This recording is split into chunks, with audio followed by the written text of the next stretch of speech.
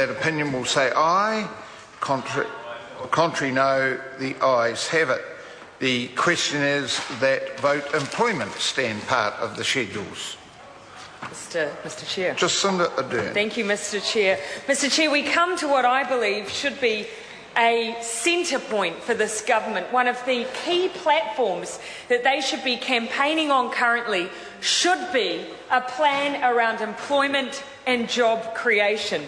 This is where we should be seeing the most significant forms of relief to the New Zealand public. It is work and jobs that people desperately need in the midst of what is a very dark recession.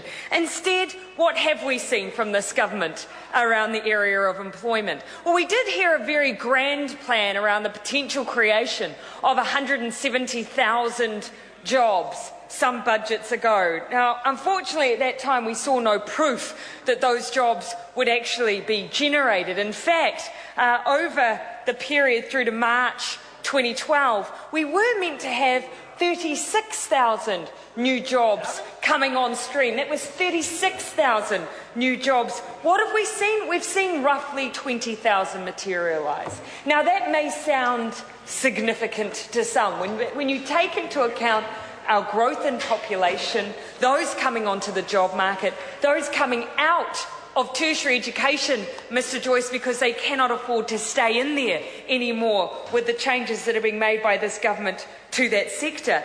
20,000 is simply not enough, and that has been manifest in some of the statistics that we've seen through, for instance, our household labour force survey. 6.7% of the New Zealand public unemployed, of those who are seeking jobs unemployed. We have 87,000 young people not in employment, not in education, not in training, and that is an absolute waste of potential. When your unemployment rate for young people sits at 19%, that is an explosion just waiting to happen, a ticking time bomb, as it were.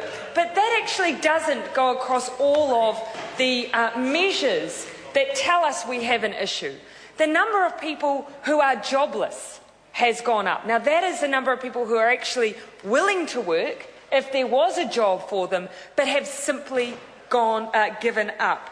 Underemployment, those who want more hours than what they already have, we've seen that trending up as well. And yet the government, across all of these indicators, chooses instead to hone in on the number of people on an unemployment benefit, because those numbers are often smaller because of the eligibility questions around who can access that benefit and who can't. Well, even on that measure, we've gone from roughly 18,000 when Labor left office to roughly 50,000 now that National is in office. Now, the government tries to have it both ways. Any time you bring up the staggering statistics around unemployment and joblessness, what do you hear from this government? It's the recession. It's the global financial crisis. Any time you hear us raise that the statistics were so much better under a Labor government, you'll hear the government again say, well, they didn't have a global financial crisis or a recession. And yet, what do you hear when the government stands up and talks about benefit changes, about welfare reform? You hear that people are lazy, that they don't want to work, that they're taking advantage of the system, and that's why we need reform. You cannot have it both ways. Kiwis want to work.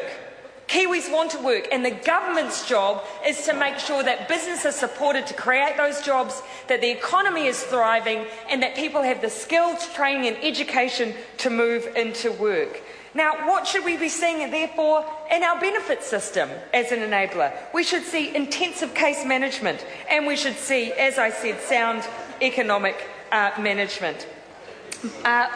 Mr. Chair, as I've said, fixing the welfare system is actually linked to the idea of a strong, well-functioning economy. It's a link that this government chooses not to make. If you want to fix welfare, fix, Mr. Chair, the economy.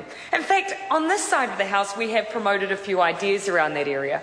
We have a housing shortage. Anyone who lives in Auckland knows this to be fact. In Christchurch, equally, we have a significant housing crisis. We also have a skills crisis.